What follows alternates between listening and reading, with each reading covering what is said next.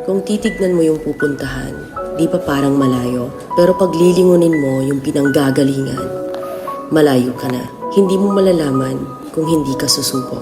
Ang buhay ay isang malaking sugal. Kung lagi kang takot sumugal sa isang bagay dahil takot kang mawalan, mauubos lang kung anong meron ka. Kung hindi ka mawawalan, hindi ka rin magkakaroon. Kung ano man ang mga desisyon mo ngayon, yun ang magiging buhay mo bukas. Lakasan mo lang yung loob mo dahil ang mundong to, aapakan lang ang mga mahihina.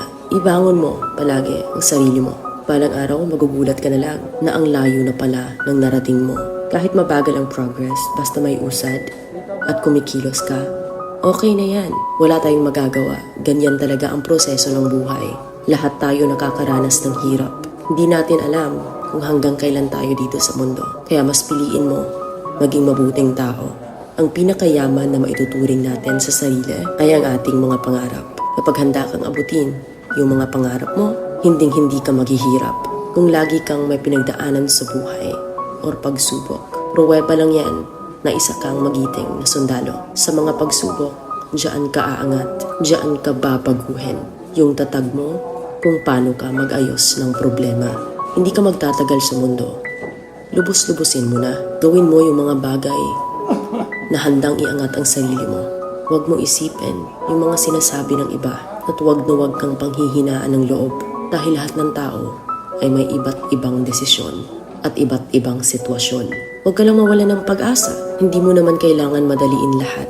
May proseso ang bawat ganap mo sa buhay. Alam mo kung ano yung nakakapagod?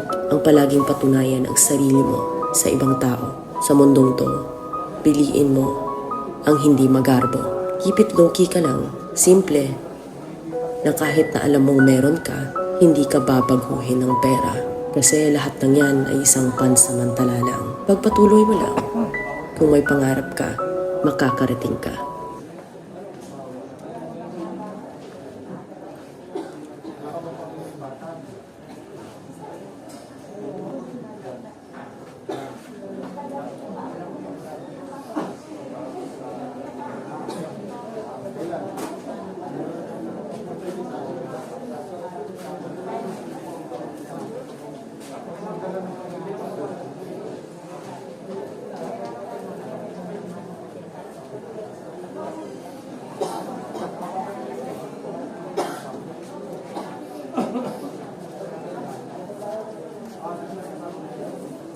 Diego po,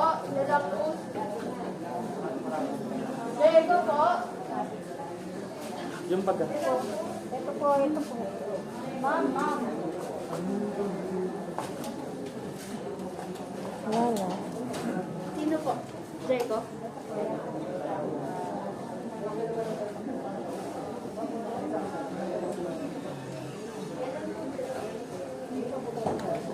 Ano? Sandal ka kasi. Ayaw mo sumandal. Kasi mo ng ulo nito.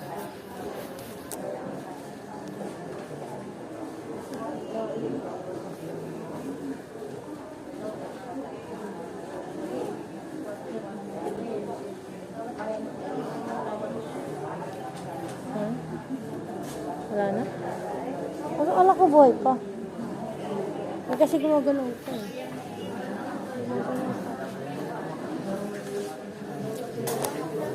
Kala ko buhay pa. Gumagalaw yung yan kasi niluto. Ah.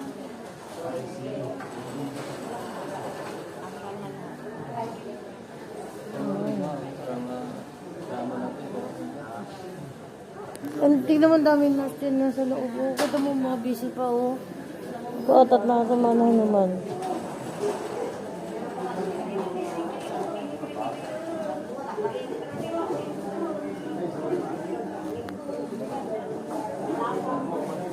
Lalo may stress yung mga pasyente dito.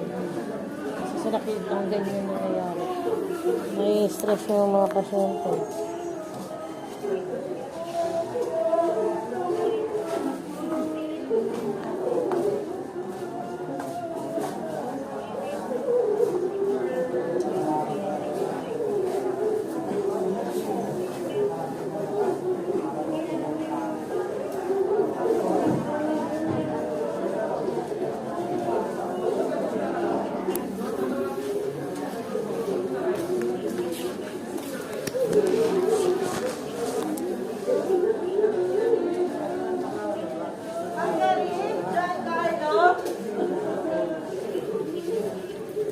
Sir, bantay po ni ano? Antonio.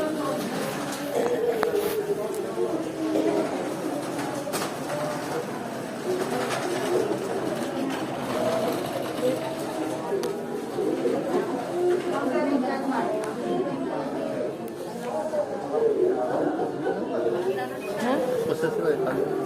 Mamaya ka, usapin ko. Palitaan mo lang.